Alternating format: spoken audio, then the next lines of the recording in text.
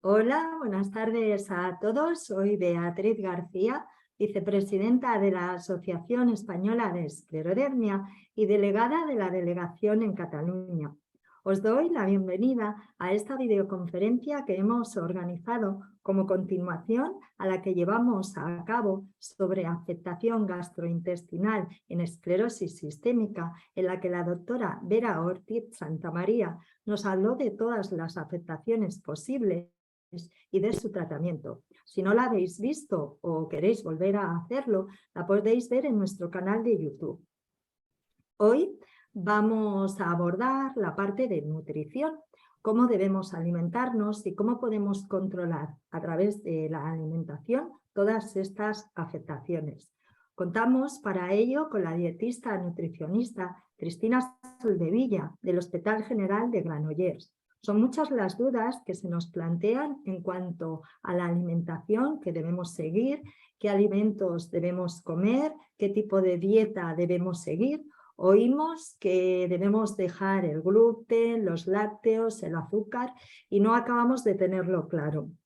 Y así ha quedado reflejado en todas las preguntas que nos habéis hecho llegar a través del correo y que formularemos a Cristina Soldevilla al finalizar esta intervención. Si hay alguna pregunta que no queda resuelta o que queréis hacer, lo podéis hacer a través del chat en preguntas y respuestas. Y sin más preámbulos, doy paso a Cristina Soldevilla con su ponencia Tengo esclerodermia, ¿qué debería comer? Adelante, Cristina. Bienvenida y gracias por estar aquí. Gracias a vosotros. Voy a compartir pantalla, ¿vale?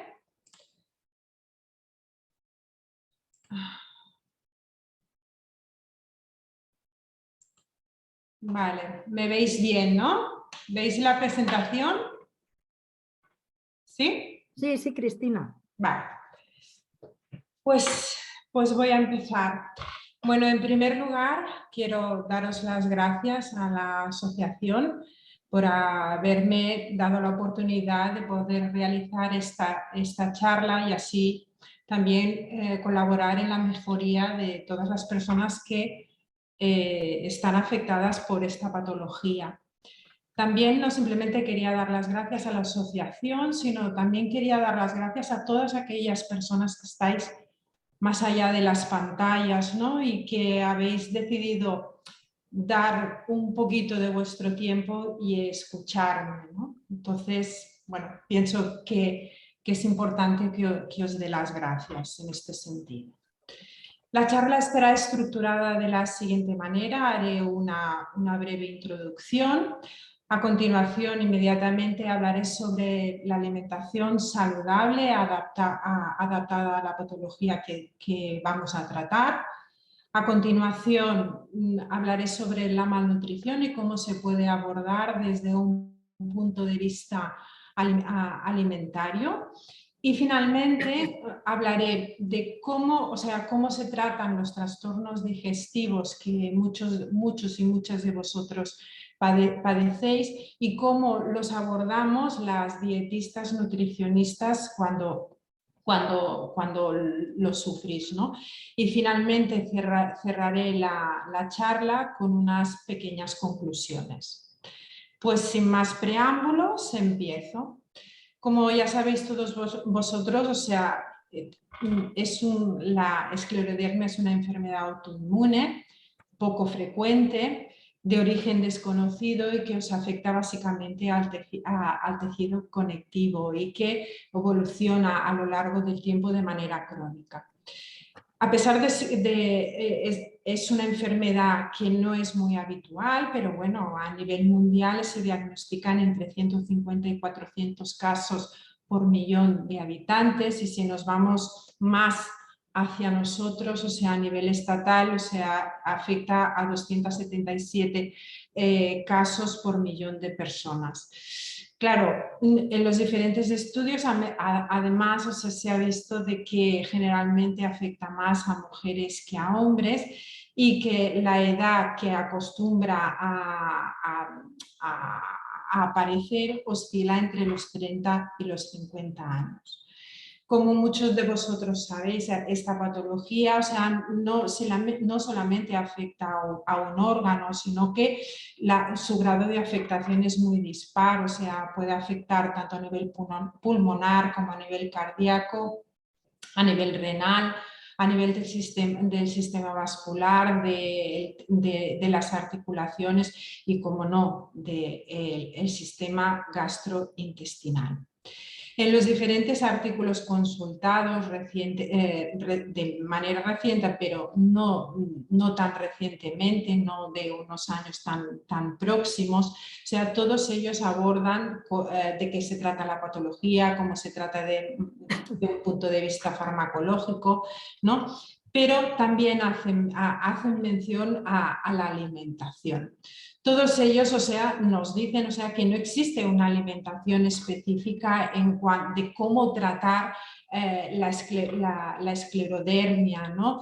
La única cosa que sí que todos tienen en común, hablan de que la alimentación equilibrada o una alimentación saludable puede influir de manera positiva a mejorar lo que es la sintomatología gastrointestinal, la inflamación y, como no, cubrir todos vuestros requerimientos nutricionales.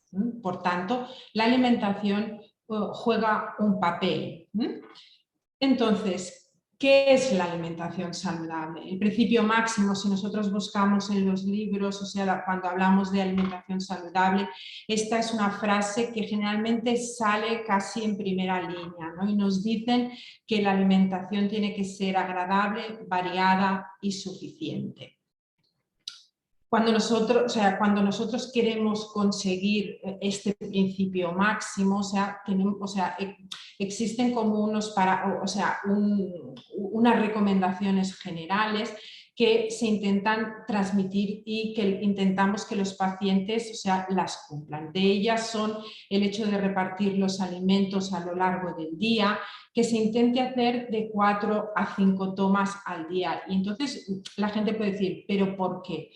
Porque se ha visto que el hecho de que tú vayas tomando los alimentos a lo largo del día, permite de que todos los nutrientes que contienen los alimentos, se vayan absorbiendo muchísimo mejor de manera más gradual, y de este modo nuestro organismo los puede aprovechar muchísimo mejor.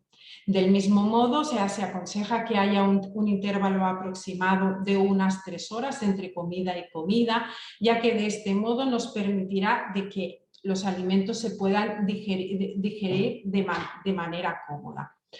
Un aspecto que quiero destacar es cuando pongo aquí en pantalla alimentos de temporada. Creo que esto es importante, puesto que si nosotros tomamos alimentos de la época del año que nos corresponde y de proximidad, nos aseguramos que la carga a nivel de nutrientes sea muchísimo más elevada. Por eso siempre recomendamos que sean de proximidad y de temporada, por esta razón. Aparte que a nivel de palatabilidad, son mucho más potentes aquellos alimentos de temporada y de proximidad que aquellos que consumimos los alimentos fuera de época, ¿no? Y finalmente, como recomendación general, es la práctica de ejercicio de manera regular. No hace falta que sean, y de hecho a vosotros se os desaconsejan que sean ejercicios de mucho impacto, pero simplemente el hecho de andar, de pasear, de hacer bicicleta, hacer un ejercicio adaptado a vosotros, a vuestras posibilidades, es muy importante tanto a nivel emocional como para el mantenimiento de la masa muscular, que os permitirá tener mejor calidad de vida. Para llegar a obtener todos estos nutrientes, debemos tomar a lo largo del día o a lo largo de la semana unas determinadas raciones de diferentes grupos de alimentos. En primer lugar, tenemos las harinas. Aquí, dentro del grupo de las harinas, forman parte de lo que es la pasta, la patata, el arroz, las legumbres. Este tipo de alimentos se tienen que tomar entre 4 o 5 raciones al día. O sea, si os dais cuenta, casi es el grupo más abundante, ¿no? ¿Y por qué? Porque es de los alimentos que nos proporcionan la energía, que nos permitirán mantenernos más activos a lo largo del día. Por otro lado, tenemos los alimentos que la característica principal es que nos aportan vitaminas, minerales y fibra. En este caso, los grupos estrellas son las frutas y las verduras. Dentro del grupo de las verduras tenemos que intentar como mínimo que una de las raciones que tomemos sea de verdura cruda, siempre que sea posible. ¿Por qué? Porque las vitaminas las vitaminas en general, son unos nutrientes que son muy inestables tanto a la luz como a las temperaturas elevadas. Por tanto, si nos comiésemos siempre verdura cruda, gran parte de las vitaminas y de los minerales que contienen las verduras los perderíamos. Por eso recomendamos que al menos una parte de la verdura que comamos a lo largo del día sea en presentación cruda. En cuanto a las raciones de los lácteos, que los lácteos, la cantidad de lácteos que se tiene que comer variará en función de la edad que tenemos. Contra más mayores seamos, las raciones de lácteos también aumentará, porque las necesidades de calcio, estas aumentan. Estos lácteos, se pueden tomar enteros, semidescremados, descremados. En esto la cantidad de calcio no variará. Lo que sí que varía es la cantidad de grasa. En este caso, contra menos grasa tomemos, muchísimo mejor. Podemos quedarnos en una leche descremada o en una leche semidescremada o una leche semidescremada. En cuanto a los alimentos de origen proteico, aquí forman parte lo que es la carne, el pescado, los huevos. Este grupo de alimentos que es importante que los toméis tanto en la comida como en la cena. Quiero destacar dentro de este grupo que es mejor que toméis en relación, entre las diferentes carnes, que siempre intentéis tomar más carne blanca que no carne roja, y dentro del pescado, siempre que lo toleréis, que toméis más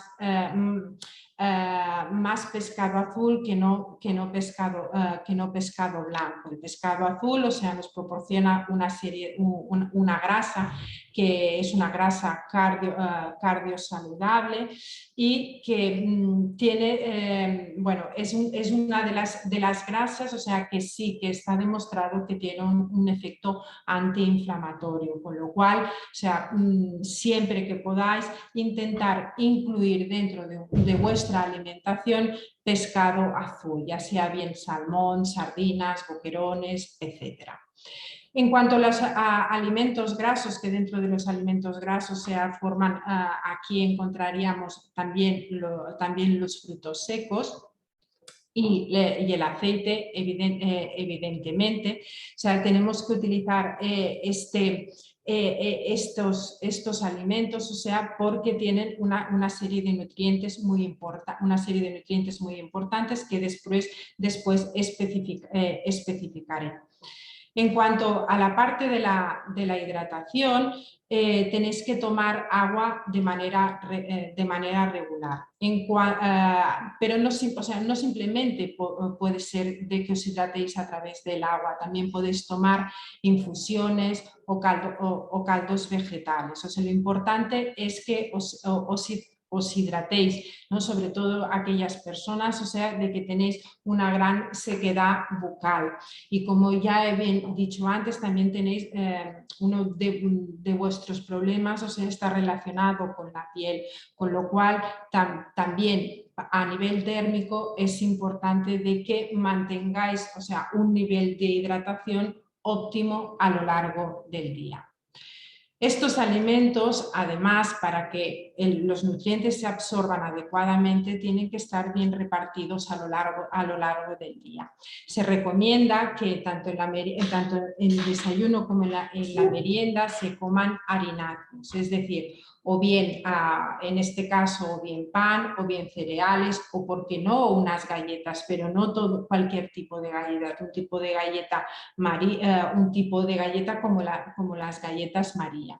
También en el desayuno se tienen que incluir un lácteo, ya sea bien en forma de queso, de yogur o de leche, y una porción de fruta.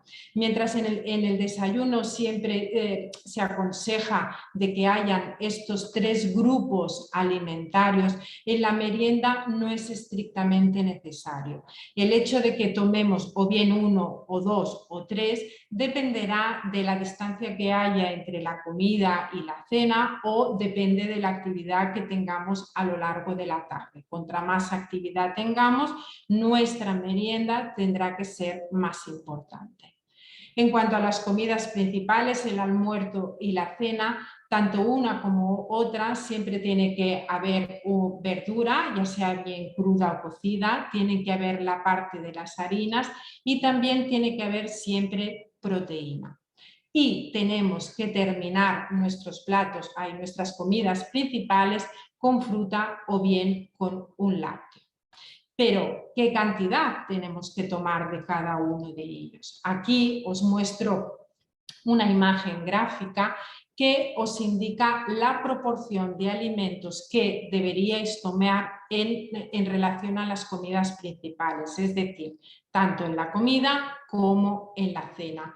No indica que tengamos que hacer platos únicos, simplemente nos indica esta imagen la proporción de los alimentos y que nos indica que la mitad de los alimentos que nosotros tomemos en la comida y en la cena tienen que ser verduras, una cuarta parte tendrá que ser alimentos proteicos y una cuarta parte tendrá que ser farináceos. Y terminar nuestra comida con los postres. Esto es lo que nos indica. Una vez dicho esto, os preguntaréis, pero realmente ¿cuáles son los nutrientes más importantes para nosotros de todos estos nutrientes y dónde se encuentran? En primer lugar, tenemos las proteínas, es uno de los macronutrientes o el macronutriente más importante para todos vosotros. ¿Por qué? Porque la tasa de malnutrición en las personas que estáis afectadas por esclerodermia acostumbra a ser bastante elevada. En este caso, las proteínas son importantes, porque nos intervienen en el sistema inmunitario, pero nos ayudan y también nos ayudan mucho a lo que es la regeneración de los tejidos, ¿no? Por tanto, si tenéis una herida, el hecho de que comáis proteínas de manera regular y bien repartidas a lo largo del día os permitirá que tengáis una buena cicatrización. Por otro lado, también y no menos importante, es que nos ayudan a mantener una buena masa muscular y finalmente favorecen que tengamos un buen estado nutricional. Y esto es importante ahora y a lo largo de vuestra vida. Con lo cual tenéis que procurar que tanto como mínimo, tanto para comer como para cenar, tienen que haber alimentos de origen proteico. En cuanto al grupo de las vitaminas, las que quiero destacar es la vitamina A y la vitamina E. Este tipo de vitaminas, lo que favorecen es que tengamos un buen estado general de la piel y de las mucosas, aparte de que también intervienen en la inmunidad intestinal. Yo siempre doy como punto de referencia en cuanto a los alimentos que son ricos en vitamina A, para que la gente los pueda identificar, es que contra más color tenga un alimento, pero un color anaranjado, mayor es su contenido en vitamina A. Por eso veis estas imágenes aquí. Aparte, si os fijáis, son los alimentos que tenemos ahora, los alimentos de temporada.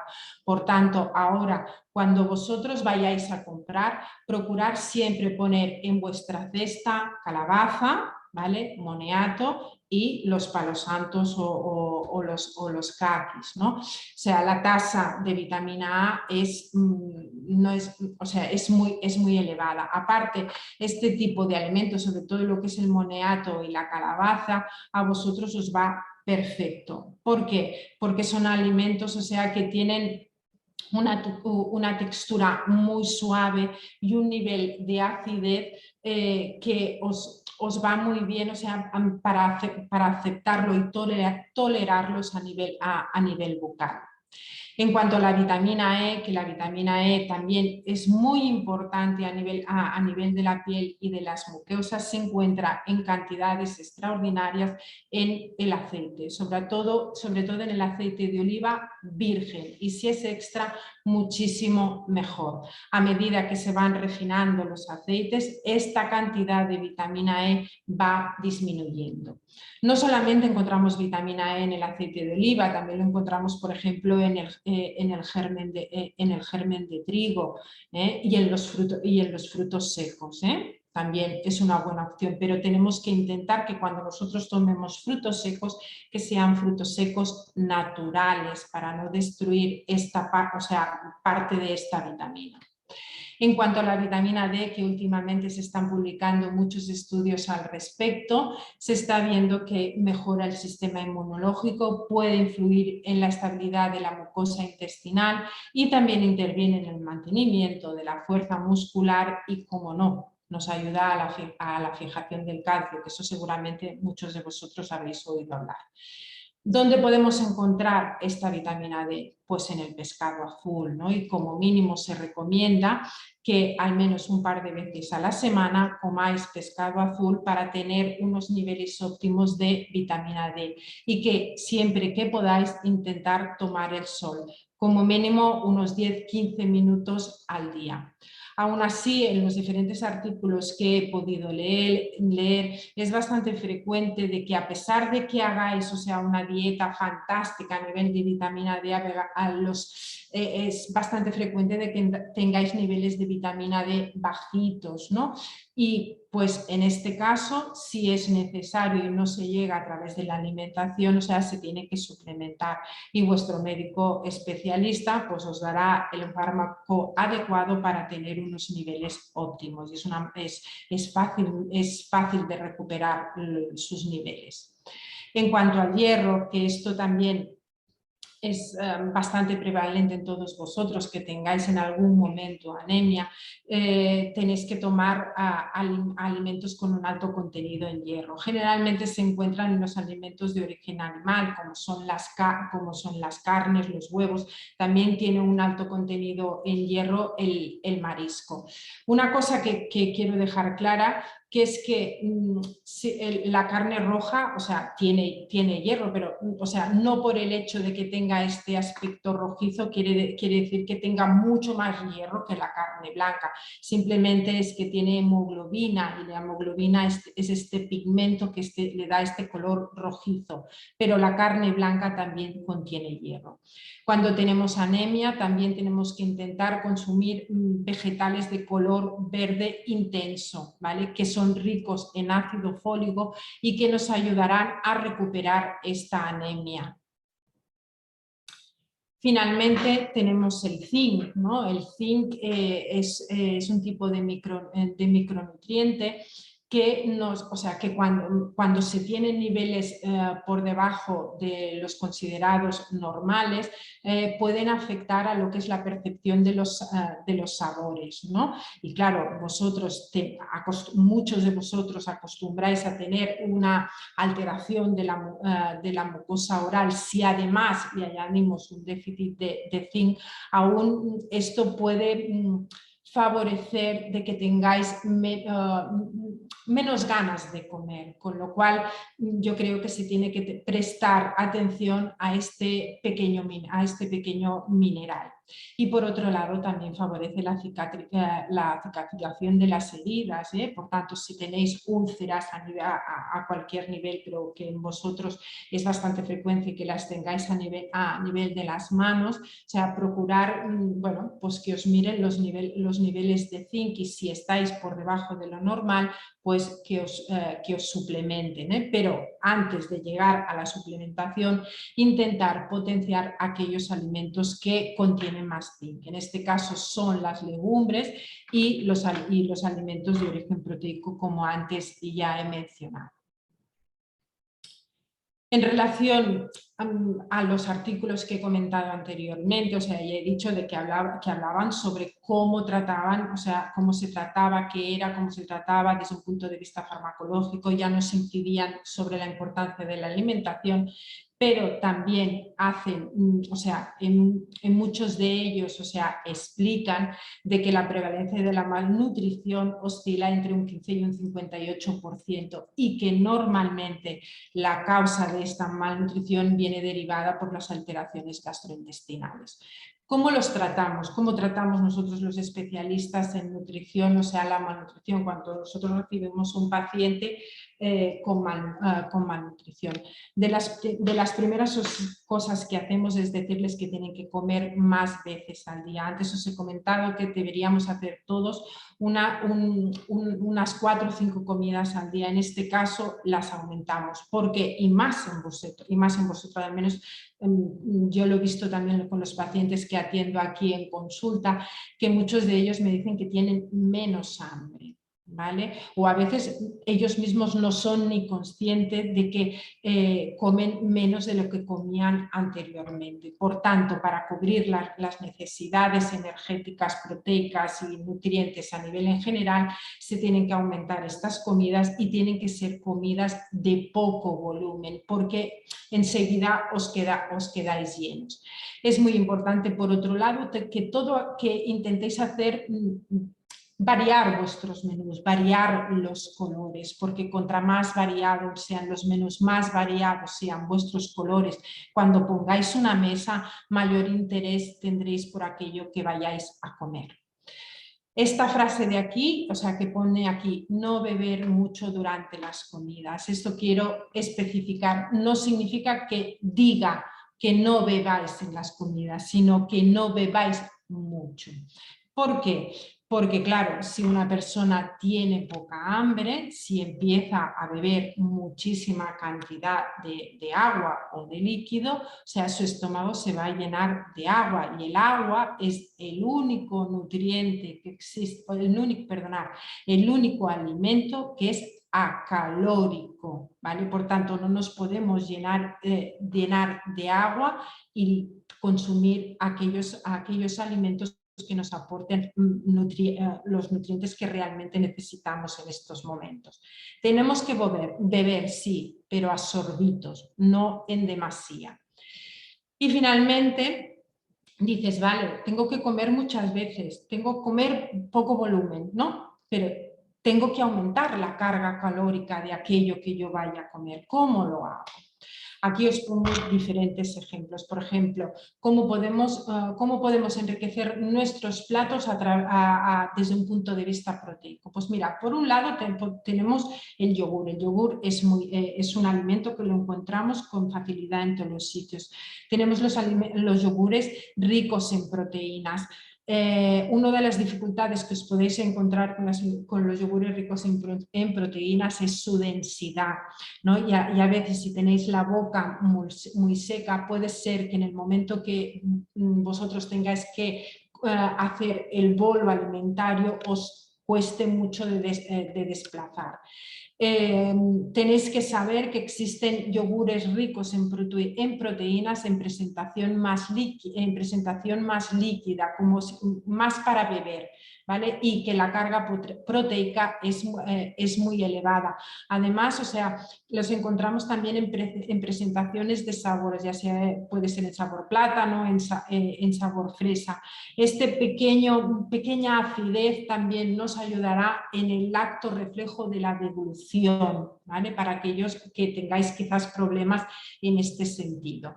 Otro alimento que también nos sirve mucho es la salsa bechamel. La salsa bechamel nos va perfecta porque es un tipo de alimento que se hace con harina, con leche, con mantequilla, con lo cual nos permite hidratar mucho el alimento y enriquecerlo y favorece lo que es el tema de la deducción. En cuanto a utilizar los alimentos proteicos para enriquecer aquello que es ya proteico, también puede ser una opción sencilla, ¿no? Nos puede servir como para rellenar las verduras. ¿Qué voy a hacer? Bueno, pues relleno un calabacín, relleno con carne, por ejemplo, unas berenjenas. ¿Por qué no hacer una tortilla de atún, una tortilla de jamón, ¿no? Y esto, o sea, lo que haces es incrementar el aporte de proteínas de un mismo alimento. Si seguimos en la línea de enriquecer a nivel proteico, encontramos los huevos, ¿no? El huevo es un tipo de alimento que también, al igual que la leche en polvo, que hablaré a continuación, nos encaja muy bien con muchos alimentos. Podemos hacer flanes con preponderancia de las claras, por ejemplo, podemos hacer una tortilla de una yema con dos claras, podemos hacer huevos rellenos, o sea, tiene mucha versatilidad en cuanto a sus preparaciones, ¿no? En cuanto al queso, el queso nos permite también hacer las tortillas de queso como aquí menciono, pero también se puede añadir a las cremas, a los purés que nosotros hagamos, ¿no? Para darle mayor carga proteica. Y en cuanto a la leche en polvo queda fantástica en las cremas, en los purés. Además también está, o sea, no significa de que nosotros nos tengamos que hacer la leche utilizando, o sea, el vaso de leche, por ejemplo, de la mañana utilizando la leche en polvo. No significa esto, significa que a la misma leche que nos tomamos por la mañana añadiremos cucharadas de leche en polvo para darles mayor riqueza nutricional, al igual que también lo podemos añadir a los yogures.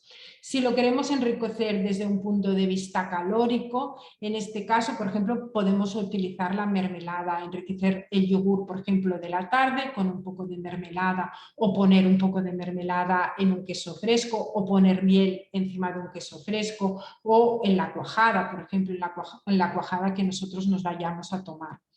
Por otro lado, el aceite. El aceite nos irá muy bien, o sea, aparte de utilizarlo para la elaboración de nuestros platos, también se tiene que utilizar cuando estamos bajando de peso, ¿no? Para utilizarlo en crudo, es decir, una vez ya hemos cocinado el alimento, añadiremos además cucharadas en crudo. Y finalmente, para aumentar la carga calórica, tenemos los frutos secos. Los frutos secos no únicamente se pueden utilizar en su forma sólida, también los podemos utilizar triturados, ¿vale? Yo los recomiendo mucho, ¿no? En polvo, aquella almendra que se utiliza para hacer mazapán o para hacer els panellets, que actualmente en Cataluña de aquí 15 días empezaremos a hacer. O sea, que se puede añadir, por ejemplo, a un batido que hagamos por la tarde, un batido de fruta con yogur, y por qué no añadirle una cucharada de almendra molida, o incluso el aceite de oliva, una cucharada de aceite de oliva. O sea, ¿qué opciones para enriquecer nuestros platos existen? Y aquí os he expuesto algunas ideas. Otro aspecto que creo que es interesante transmitiros, y en relación al plato que os he enseñado antes en cuanto a la distribución, si nos encontramos delante de una persona que está perdiendo mucho peso, ¿vale? Necesita calorías. Entonces, recordar lo que os he explicado antes. Antes os he dicho que el 50% del plato tenía que ser verdura, una cuarta parte tenía que ser proteína, una cuarta parte tenía que ser harinas. En este caso, como podéis ver, o sea, aquí cuando tenemos una persona que está perdiendo peso, en este caso el 50% de aquello que vaya a comer será en forma de harinas. ¿Por qué? Porque es el elemento que nos da energía, nos da sobre todo calorías. Pero esto no significa que tengamos que olvidar la parte de la proteína y la parte de la verdura. ¿Y por qué este cambio? porque la verdura, o sea, si por ejemplo 100 gramos de verdura aproximadamente nos puede dar entre 36 y 40 y algo kilocalorías. En cambio, 100 gramos de pasta o de arroz, la cantidad de calorías oscila entre las 250 y las 300 y pico. Como podéis ver, o sea, es incomparable. De aquí el hecho que tengamos que potenciar más los alimentos que contienen harinas. Por otro lado, si tenemos una malnutrición proteica, en este caso el alimento más destacado o el que tenemos que llenar más nuestra comida que vayamos a realizar son los alimentos de origen proteico, sin olvidar las harinas y sin olvidar la verdura. Aún así, nos encontramos aquí, yo me encuentro en consulta, que tú le haces un cálculo fantástico a la persona respecto a las calorías que tiene que tomar, ¿no? Le vas incrementando progresivamente esas calorías si no tiene mucha hambre, pero ¿qué pasa? Que a pesar de todo, la persona no llega a cubrir todos sus requerimientos nutricionales. Entonces, en este caso tenemos que recurrir a productos químicamente definidos. En este caso, o sea, son productos industriales y están en diferentes presentaciones, en forma de flanes, en forma líquida, y hay algunos de ellos que también están preparados para aquellas personas que padecen de disfagia. Estos productos, o sea, van geniales y nos sirven para acabar de completar la alimentación siempre que sea necesario. Como ya he comentado antes, o sea, uno de los problemas más comunes que tenéis todos vosotros, o sea, son los trastornos digestivos. De hecho, fijaros el porcentaje de personas, o sea, que manifiestan que tienen uno de estos trastornos, ¿no? Y de todos los trastornos que pueden existir, los más prevalentes son los que veis aquí, que os estoy señalando en pantalla. A través de pequeñas explicaciones que os voy a hacer, porque es difícil extenderme mucho en todo, voy a ir desgranando cada uno de ellos. El reflujo gastroesofágico, cuando una persona padece de reflujo gastroesofágico, o sea, ¿el reflujo qué es? Es cuando el contenido gástrico, o sea, sale del estómago, sube por el esófago e incluso puede llegar hasta la cavidad oral. De todos los artículos consultados, pero no únicamente en relación a la esclerodermia, sino a las patologías digestivas relacionadas con este trastorno, o sea, de las cosas que parece ser que están más probadas es el hecho de la pérdida de peso. Es decir, si una persona padece de obesidad, o sea, lo que siempre se le recomendará es que tiene que perder peso. Se ha demostrado que el hecho de tener mucha grasa acumulada a nivel de la cavidad abdominal, o sea, aumenta la presión a este nivel y favorece que la válvula que comunica el esófago en el estómago se abra con mayor facilidad y se produzca de manera frecuente este reflujo. Con lo cual, si tenéis un exceso de peso, tenéis que procurar perderlo, ¿vale? Para encontraros mejor. Y dices, vale, esto por un lado, pero ¿qué alimentos? Los alimentos que tenéis que intentar reducir son todos aquellos alimentos que son grasos, o sea, las carnes grasas, ya sea bien cordero, ya sea bien ternera. Puede ser que en estos casos no toleréis inicialmente el pescado azul, o sea, porque tiene una cantidad de grasa considerable. tenéis que intentar hacer preparaciones culinarias con poca grasa. O sea, si os fijáis, o sea, todo el rato estoy hablando de grasa. ¿Por qué? Porque la grasa lo que hace es dificulta lo que es el vaciado gástrico, ¿no? O sea, dificulta la salida de los alimentos del estómago hacia el intestino, ¿no? Y esto favorece de que tengáis más posibilidad de tener reflujo. De aquí el hecho de que tengáis que hacer preparaciones con poca grasa y tomar alimentos con poca grasa. Aparte de esto, existen estos alimentos, o sea, que disminuyen la presión a nivel del cardias. El cardias es la válvula que comunica el esófago con el estómago. De estos alimentos que hay aquí, o sea, quiero destacar dos en concreto. Uno, por un lado, es la menta. ¿Y por qué la menta? Porque hay mucha gente que cuando tiene problemas digestivos se toma una infusión de menta, ¿vale? Y lo hace con toda la buena intención del mundo, pero cuando se tiene reflujo gastroesofágico precisamente no es de las infusiones que mejor nos vayan. Nos irían bien una infusión de anís estrellado, una infusión de comino, por ejemplo, pero no una infusión de menta, porque lo que hace la menta es abrir con mayor facilidad esta válvula. Y por el otro lado es el alcohol. El alcohol, o sea, también tiene este efecto, pero además si tomamos alcohol, el nivel de acidez que tiene el alcohol, lo que hace es que agrede muchísimo más las paredes erosionadas del esófago y aumenta la sintomatología. Aún se puede tener muchísimo más dolor si tenemos estas paredes afectadas, las paredes del esófago.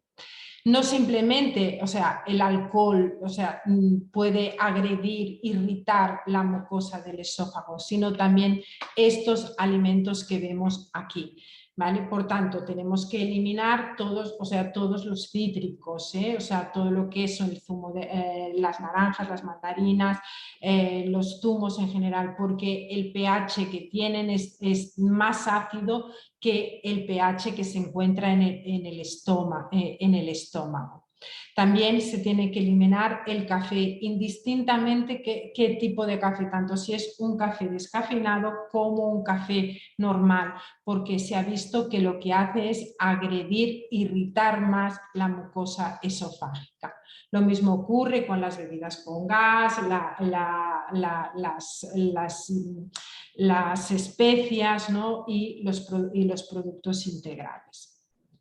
En cuanto al estreñimiento, o sea, ¿cómo se trata el estreñimiento? Tenéis que estar bien hidrataros a lo largo del día, ya sea bien a base de caldo, de infusiones, de zumos, potenciar evidentemente aquellos alimentos que tienen mayor cantidad de fibra, como es la fruta y la verdura, y si tenéis buena tolerancia, utilizar las legumbres.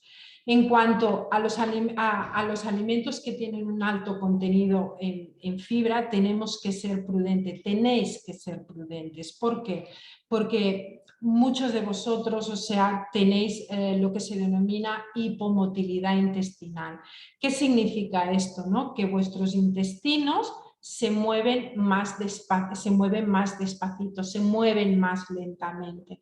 Entonces, si sobrecargáis vuestra alimentación con alimentos con una alta concentración en fibra, en lugar de ayudaros, o sea, lo que puede hacer es empeorar incluso vuestro estreñimiento. Por tanto, si tenéis estreñimiento, tomar fruta y verdura de manera regular, y si queréis algún alimento integral, por ejemplo un pan integral, y también tomar de vez en cuando alguna pasta alimentaria integral, pero no todo integral y no todo alimentos ricos en fibra, porque puede ser contraproducente.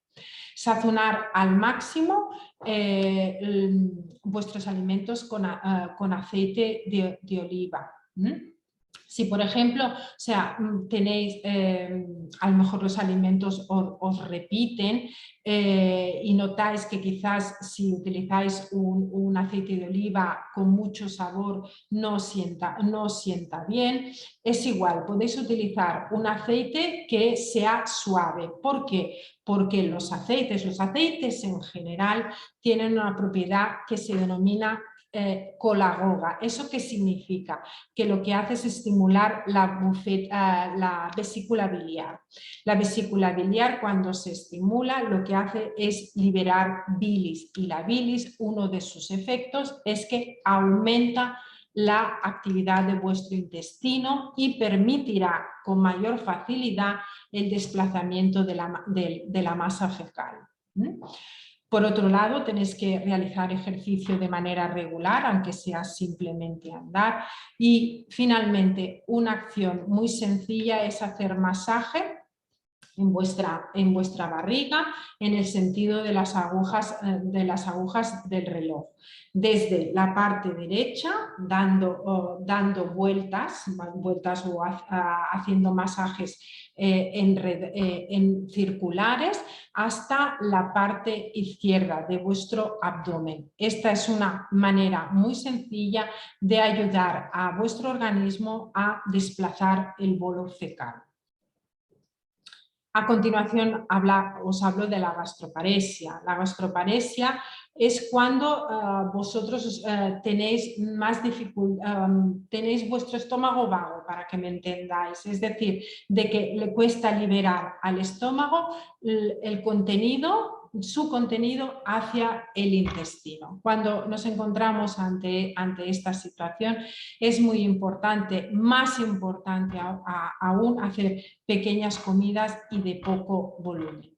Además, ¿cuáles son las características de las comidas? O sea, cuando tenemos una gastroparesia, tienen que ser comidas con poca grasa, ¿vale? Igual que hemos hablado del reflujo, y también tienen que ser comidas no muy cargadas en fibra, porque tanto la fibra como la grasa lo que hace es retrasar el vaciado gástrico, y si ya tenemos un estómago lento, con esto aún podemos agravarlo más. En algunas situaciones, o sea, cuando la gastroparesia es muy importante, o sea, se aconseja que los alimentos que tome la persona modifique la textura, es decir, que los tome en forma de purés o en forma de cremas, ¿vale? Es decir, poner allí todo, ¿no? La verdura, las harinas, la proteína, y todo triturado y hervido, ¿vale? ¿Por qué? Porque desde un punto de vista fisiológico, o sea, los alimentos, o sea, contra más líquidos sean, más rápido salen del estómago, ¿vale? Y en casos muy extremos, cuando tenemos una gastroparesia muy severa, o sea, es aconsejable utilizar este tipo de texturas. Pero por otro lado, o sea, otra de los problemas que también está descrito, que es bastante frecuente, son las diarreas. ¿Qué tenemos que hacer cuando tenemos una diarrea? En este caso, o sea, lo que vamos a hacer es todo lo contrario de muchas cosas de lo que os he dicho. Vamos a eliminar lo que es la fibra, ¿vale? O sea, prácticamente todas las verduras, prácticamente todas las frutas, eliminaremos todos los alimentos integrales por completo, los frutos secos, y en algunos casos también se tendrá que cambiar la leche. ¿Por qué tipo de leche? Por los productos lácteos sin lactosa. Se han visto que en algunas personas el hecho de mantener la lactosa dentro de su alimentación agravaba o mantenía más hacía que tuvieran durante más días la diarrea si se mantenía la lactosa dentro de su alimentación. Con lo cual se eliminará, ya sea bien temporalmente o durante más tiempo la lactosa, pero en algunos casos. Entonces, si eliminamos todo esto, ¿qué es lo que comemos? Por un lado, o sea, utilizaremos la fruta pero cocida, como es el caso de la manzana asada. La manzana asada, en el momento que se asa, si os fijáis, o sea, desprende un tipo de gelatina, en este caso es la fibra soluble que se denomina pectina. Y lo que hace esta pectina es atrapar el agua que tenemos en nuestro intestino y favorece lo que es que las heces se hagan más sólidas. Lo mismo ocurre con el dulce de membrillo. El dulce de membrillo también tiene esta propiedad, al igual que el almidón que desprende el arroz cuando nosotros lo cocinamos. Por otro lado, también debemos incluir dentro de nuestra alimentación cuando tenemos diarrea y que se tolera muchísimo mejor el pan tostado, o también podemos incluir dentro de las frutas los plátanos bien maduros, que también nos ayudarán en este sentido. Y finalmente, el alimento que no os debéis olvidar, sobre todo si tenéis unas deposiciones muy importantes, o sea, muy abundantes o muy frecuentes a lo largo del día, es de hidrataros adecuadamente. Y llegamos a la disfagia. La disfagia es cuando hay un trastorno o una dificultad en la deglución. De las cosas que quiero dejaros claras es que cuando una persona tiene disfagia, los alimentos que tanto he hablado al principio, o sea, de las harinas, de las proteínas, de la estructura, de las comidas, de la variedad, o sea, es exactamente igual cuando se padece este trastorno. La única diferencia que hay es que tenemos que cambiar la textura, la consistencia de nuestros alimentos siempre que sea necesario. Teniendo en cuenta esto, en la disfagia aún es más importante la variedad de los colores, ¿no? Porque a veces, o sea, depende de qué tipo de disfagia que tengamos, o sea, muchas veces se tienen que consumir todos los alimentos en forma de puré. Y si siempre todos nuestros purés tienen el mismo color, llegará un punto que nos dará igual comer, como que no comer, ¿no? Por tanto, la variedad de colores, la variedad de sabores, el contraste de sabores, o sea, es muy importante para mantener el interés por la comida. Por otro lado, en cuanto a los contrastes de sabores y a los contrastes de las temperaturas, o sea, no simplemente el contraste de sabores nos servirá para mantener el interés por lo que comemos, sino que además tiene otra función, al igual que el contraste de temperaturas. Tanto el uno como el otro lo que hacen es estimular la deglución. Por lo tanto, cuando tenemos un problema de deglución, y a veces este tipo de deglución es una deglución retardada, o sea, estas pequeñas el hecho de saber que incluir dentro de una misma comida sabores diferentes y contrastes de temperaturas nos ayudarán en esto, o sea, es una manera sencilla de ayudarnos. También cuando se tiene disfagia hay unos alimentos que tenemos que tener siempre en rojo, ¿no? O sea, como una alarma. Y estos son los siguientes. Por un lado son los frutos secos en su consistencia normal, sólida, ¿no? O cortados a pequeños cachitos, porque esto, o sea, no simplemente el fruto seco, sino todos los que están aquí son alimentos de riesgo. ¿Y por qué son alimentos de riesgo? Porque pueden hacer de que nos pasen a la vía aérea, es decir, que parte de ellos vayan a parar a nivel pulmonar, y esto puede suponer que tengamos una infección a nivel respiratorio, ¿vale? Entonces, los frutos secos en su consistencia sólida se tienen que evitar. Se tienen que evitar aquellas frutas que en el momento que nosotros nos la ponemos en la boca y la mascamos, desprenden o sale disparado su jugo, como puede ser la uva, como puede ser la mandarina, como puede ser la naranja. Tenemos que tener especial cuidado también con las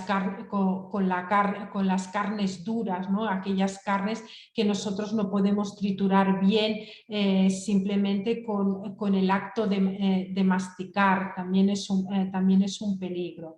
Al igual que hay determinados alimentos que, a temperatura ambiente, ¿no? Son sólidos, ¿no? Pero en el momento que nos los ponemos en la boca se deshacen, ¿no? Se vuelven líquidos y al volverse líquidos hay mayor riesgo de que vayan a parar a nivel pulmonar, ¿no? Y tengamos una infección. También tenemos que evitar lo que son las tostadas, los quesos curados, porque en el momento que los mascamos, o sea, se disgregan a nivel de la cavidad bucal y esto puede hacer que estas partículas se vayan a los pulmones. Tenemos que evitar las dobles texturas. Y el ejemplo máximo son las sopas, ¿no? Por un lado tenemos el líquido y por otro lado tenemos lo que es la pasta pequeña, y tenemos que evitar tomarla porque puede ser de que no tengamos la capacidad de controlar estas dos texturas y que nos podamos atragantar. Por otro lado tenemos la estenosis esofágica, que la estenosis esofágica es cuando podemos tener una disfagia a sólidos. En este caso, o sea, los alimentos que son más recomendables son aquellos alimentos que tienen una textura más líquidas, como son las cremas, los purés, los caldos, etc. Hay algunos de vosotros que no hará falta de que lo toméis todo en forma de purés, de cremas, etcétera, sino que podéis tomar alimentos semisólidos. En este caso, o sea, lo que va perfecto, por ejemplo, son los pasteles hechos al baño María, como un pastel de verduras, como un pastel de carne, como un pastel de pescado. Estos alimentos, o sea, son muy suaves, con una alta viscosidad, y al tener una alta viscosidad se desplazan con facilidad a través del esófago. En cuanto a la distensión abdominal se produce por un acúmulo de gases. En este caso tenéis que evitar fumar. Si fumáis tenéis que evitar tomar chicles, porque el hecho de mascar chicles lo que produce es que nos vayamos tomando, o sea, se vaya colando aire de manera sin darnos cuenta. Se tiene que comer despacio y con la boca cerrada.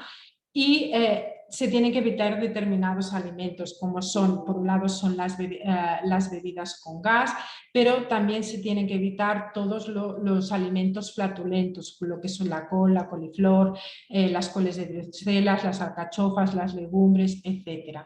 Podemos intentar contrarrestar esta distensión abdominal utilizando plantas con efecto carminativo, es decir, que nos ayuden a eliminar los gases, como es el anís estrellado, el cardamomo, el comino. Después de una comida a temperatura ambiente podemos tomarlo y nos ayudarán a eliminar estos gases. Finalmente, quería hablaros sobre la dieta FODMAPs. De hace unos años para aquí, pero es más recientemente, se ha empezado a hablar sobre los beneficios en vuestra patología de utilizar la dieta FODMAPs. La dieta FODMAPs es una dieta en que se elimina la lactosa, se elimina el gluten, se se elimina la fructosa, entre otros alimentos. Es una dieta sumamente restrictiva. Sí que es verdad que han aparecido algunos estudios en que han mostrado ciertos beneficios en cuanto a las alteraciones gastrointestinales, diarreas, distensión abdominal, gastroparesia, pero los resultados, o sea, no son bastante concluyentes, ¿eh? Son estudios que no terminan de estar bien diseñados, pero aún así los resultados que presentan son bastante esperanzadores. En cuanto a mi experiencia, yo os diría que antes de realizar una dieta FODMAPs, por el hecho de que es una dieta muy restrictiva, que intentarais ordenar vuestra alimentación, que consultarais a profesionales de la alimentación que os ayudaran a realizar una alimentación adecuada. Y si no os termináis de encontrar bien o no habéis encontrado mejoría, probar en todo caso la dieta FODMAPs. Pero si os fijáis, o sea, en este margen de aquí inferior simplemente es un ejemplo de todos los alimentos que se tienen que eliminar, ¿vale? Con lo cual no descarto el hecho de hacer una dieta FODMAPs, pero antes de hacer una dieta FODMAPs, poner orden dentro de vuestra alimentación y antes de hacerla consultar con un profesional de la nutrición para que os oriente adecuadamente. Finalmente, ¿qué puedo decir? De que, no, como ya he apuntado al principio, no hay una dieta específica para la esclerosis sistémica. Lo que sí que se ha visto es que la buena alimentación permite tratar o evitar la malnutrición y los síntomas gastrointestinales, ¿no? Y todo ello se ha visto que mejora el bienestar de las personas. Gracias.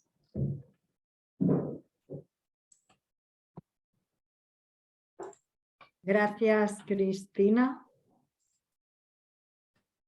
Muchas gracias, Cristina. La verdad que nos has hecho un plano muy claro de los alimentos, lo importante, ¿no? Que es tener una alimentación equilibrada, la importancia de que todos los grupos de alimento son importantes y bueno, y luego pues cada una de las alteraciones que podemos sufrir con la esclerodermia o la esclerosis sistémica, esos consejos que nos has dado pues para evitar esos trastornos.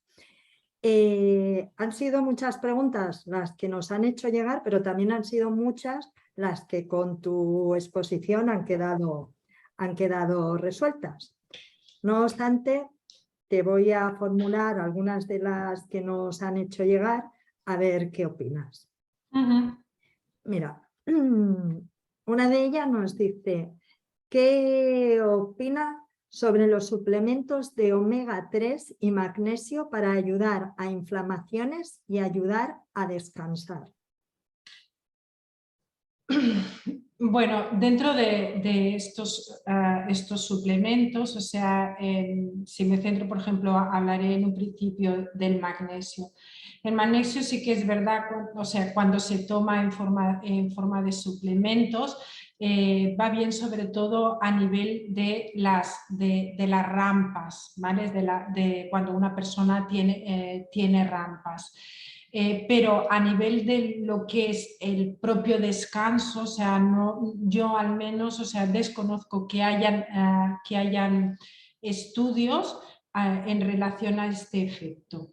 También quiero, en cuanto al magnesio, también quiero decir una cosa, que el magnesio, o sea, no simplemente nos puede servir para el tema de las rampas musculares, sino que también el magnesio nos puede servir como ayuda en caso de estreñimiento.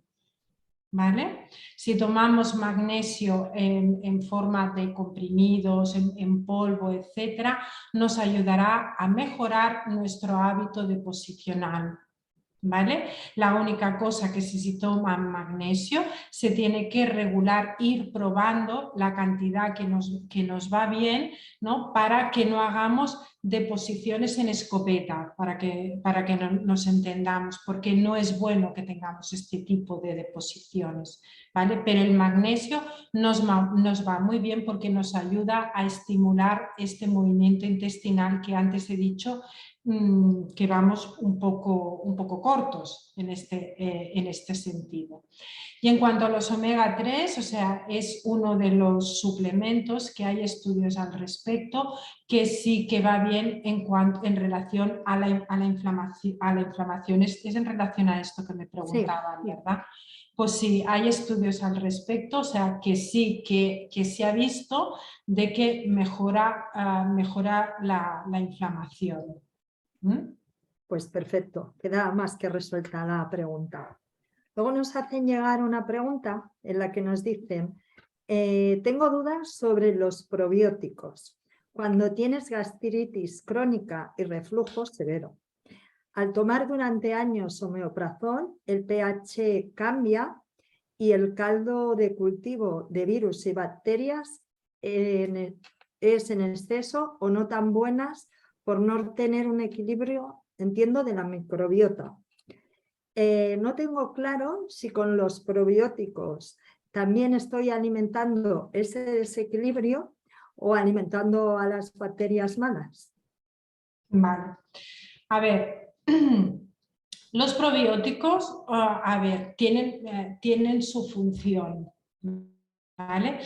Tienen su función y las personas, o sea, que los toman, al menos las personas que yo les he recomendado probióticos, a muchas de ellas les ha ido bien, a otras no han encontrado mejoría. Una de las cosas que quiero que esta persona que me ha realizado la pregunta, que quiero que se quede tranquila, es que no va a empeorar, no empeora la microbiota. En todo caso, lo que hará es mejorarla o no hacer nada, pero lo que es empeorarla no la va a empeorar. ¿De acuerdo? Mi experiencia en cuanto a las personas que yo he tratado y les he dado probióticos es que les ha ido bien, pero sí que es verdad que hay un nombre determinado de personas que no.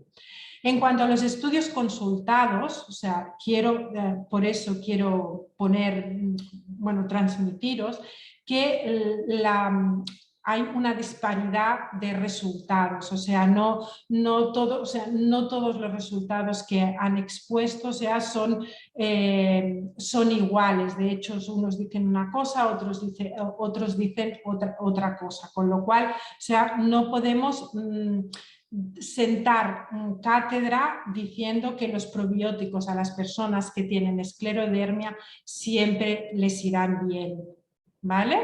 Y también otra cosa que quiero decir es que aquellas personas que estén inmunodeprimidas, antes de tomar probióticos, deben consultarlo con su especialista, porque sí que es verdad que hay artículos escritos en la patología que vosotros tenéis y en otras, que cuando se toman, que se tiene que ser prudente cuando se está inmunodeprimido tomar probióticos. ¿Vale? Gracias, Cristina, y gracias por esa puntualización, porque a veces abusamos por desconocimiento de los probióticos porque oímos que va bien y no pensamos en que la mayoría de nosotros pues estamos inmunosuprimidos y eso siempre tiene que ser bajo la supervisión médica. Importante este apunte. Gracias.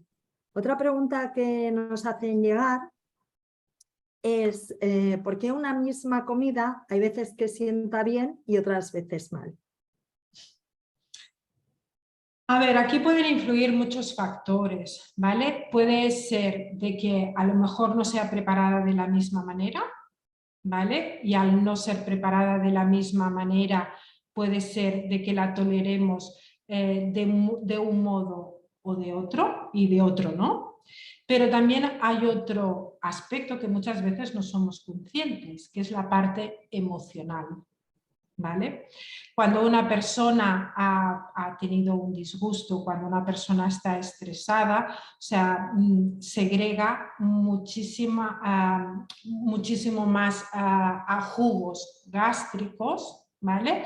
Y también se generan otras sustancias que lo que hacen es empeorar las digestiones. ¿Vale? Por eso, en ocasiones, alimentos que tomamos puede ser que nos sienten bien y en otras ocasiones puede ser que no nos sienten bien. Perfecto, gracias. Qué importante las emociones, siempre. Otra pregunta es, ¿los cambios de tiempo nos afectan a nivel del aparato digestivo? Esto no está demostrado. ¿Vale? O sea, no está demostrado. Sí que es verdad, o sea, que cuando tú lees algún tratado sobre patología, tratado de nutrición y patología digestiva, algunos de ellos hacen mención sobre el efecto del cambio de tiempo, pero realmente que haya una evidencia científica al respecto, no. La única cosa que en estos tratados que yo a veces he leído, hacen mención de que las personas que tienen trastornos digestivos los acusan más en las épocas intermedias, en la primavera y el otoño. En los cambios de tiempo. De acuerdo. Otra pregunta. A menudo tengo diarrea, posiblemente como consecuencia de medicamentos. Parece que no es aconsejable tomar legumbres con piel, pero ¿cómo tendría que hacer para tomar las legumbres? ¿Venden legumbres sin piel? Venden legumbres sin piel. Estupendo. ¿Vale? La única cosa que sí que tenéis que tener en cuenta es que el tiempo de cocción es diferente, porque la piel, ¿vale?, es lo que hace que nosotros el tiempo tarde más en cocinarse, y en el momento que quitamos esa piel, el tiempo se acorta muchísimo más. Se reduce. ¿Vale? O la otra cosa que se puede hacer es triturarlas y pasarlas por el chino. Perfecto. Porque lo que produce más diarrea es la piel, que es la fibra insoluble. Pues resuelta la pregunta. La misma persona nos pregunta, tengo problemas de deglución, sobre todo con la carne.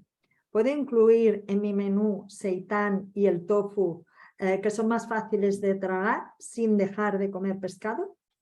Perfecto. De acuerdo. Perfecto, porque el seitán, o sea, viene de la proteína. Lo que tiene que tener en cuenta es que el seitán viene del gluten, por tanto del trigo. Vale. ¿Vale? Antes se apunte. Una cosa que tenéis que tener en cuenta, ¿vale? Y dos, y después el seitán o el tofu, me ha dicho. El seitán y el tofu, los dos. Vale. Bueno, tanto el uno como el otro vienen de la soja, con lo cual al venir de la soja, el tipo de proteína que tiene la soja es una proteína fantástica, ¿vale? Que en este sentido no habría ningún tipo de problema. Sí que es verdad que sí, que el Tempeh, quizás por el tema de la devolución no le va a ir tan bien. ¿Vale? No por el alimento en sí, sino por el tema de la deglución. Perfecto, Cristina. Nos preguntan, quiero saber si nos conviene la dieta keto, baja en carbohidratos y alta en grasas. Es algo que está muy de moda. Sí. Claro, en este caso, o sea, yo no la recomiendo, ¿vale? No la recomiendo. Piensa que en el momento que tú haces una dieta en que hay una desproporción de los nutrientes, los nutrientes empiezan a adquirir papeles que no les corresponden, ¿no? Sí que es verdad que en la dieta keto lo que tú haces es bajar mucho la cantidad de hidratos de carbono, ¿vale? pasta, patata, arroz, fruta, lácteos, todo esto lo bajas en picado y te quedas comiendo carne, pescado, huevos, aceite. ¿Vale? Entonces, estos alimentos empiezan a adquirir papeles que no les corresponden. ¿Vale? Y entonces puede ser que en este caso no sea la dieta más adecuada para todos vosotros. Perfecto, gracias.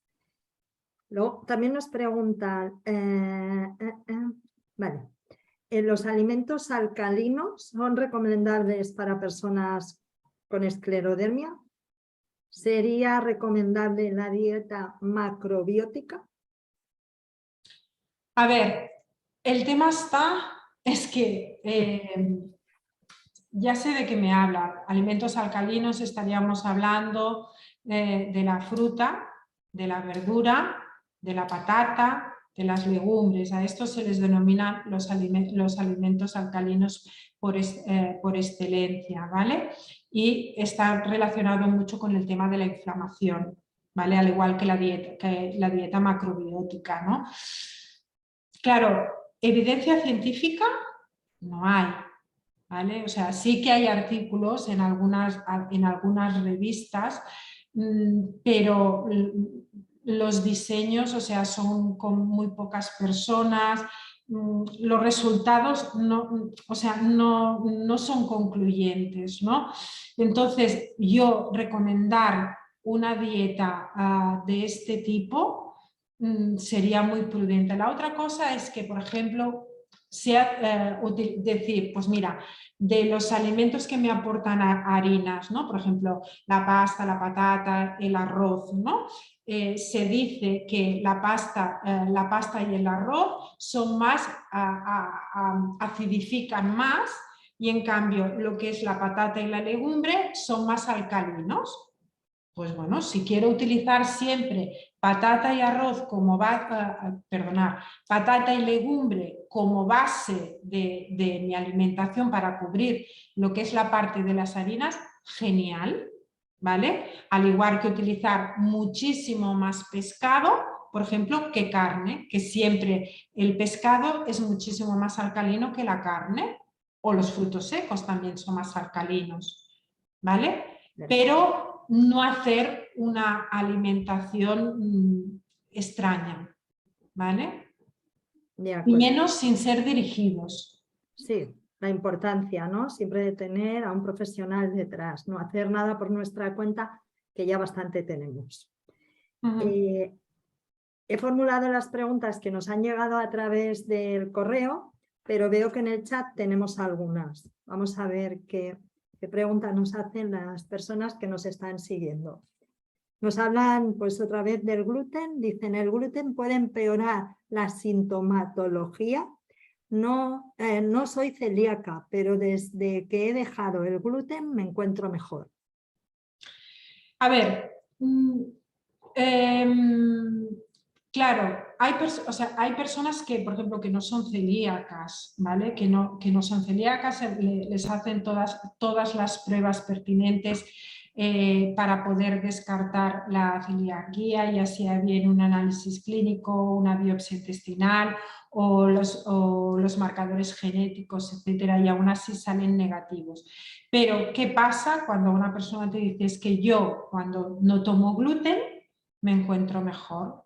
Pues ante esto, si la persona sin tomar gluten se encuentra mejor, pues que no lo tome, ¿vale? Mientras sepa qué alimentos, o sea, son la alternativa adecuada de abandonar el gluten.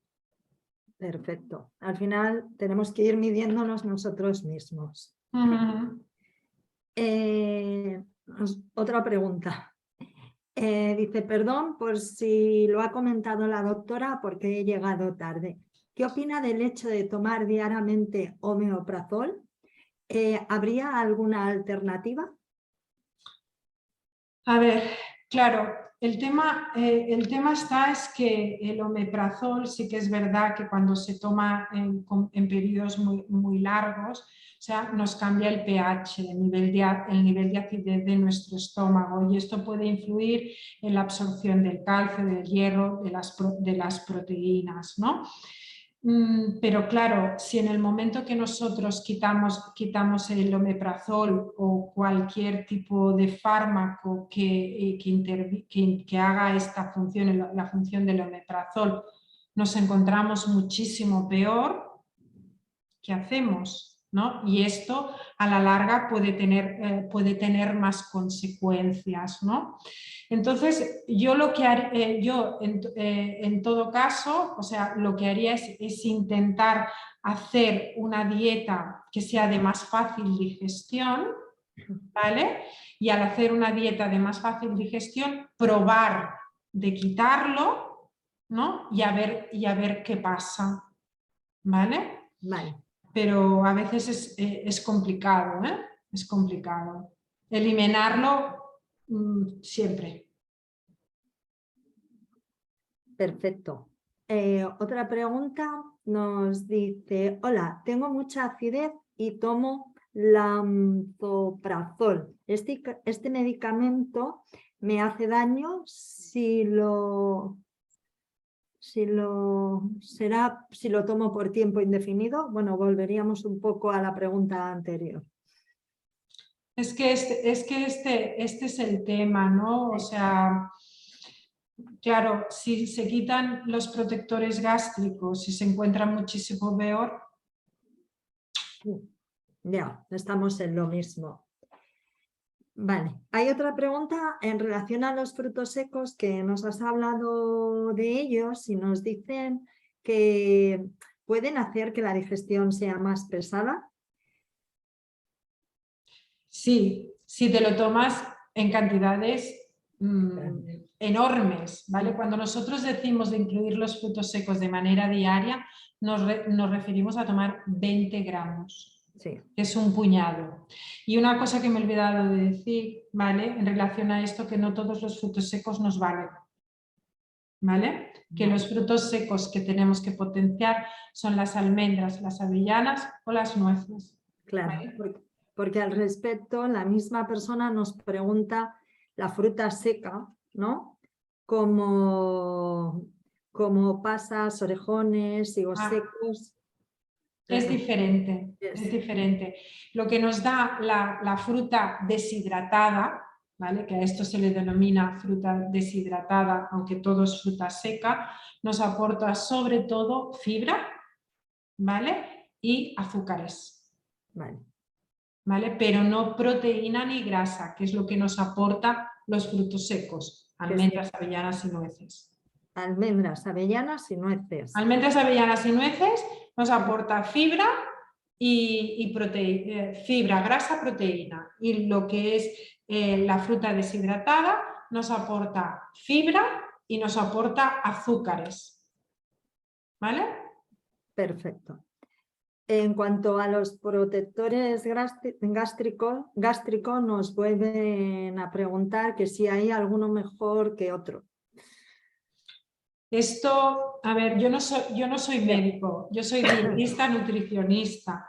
Entonces yo creo que esto es mejor que lo comentéis con vuestro médico, con el reumatólogo que os lleva, ¿no? Que os explicará muchísimo mejor esto en concreto.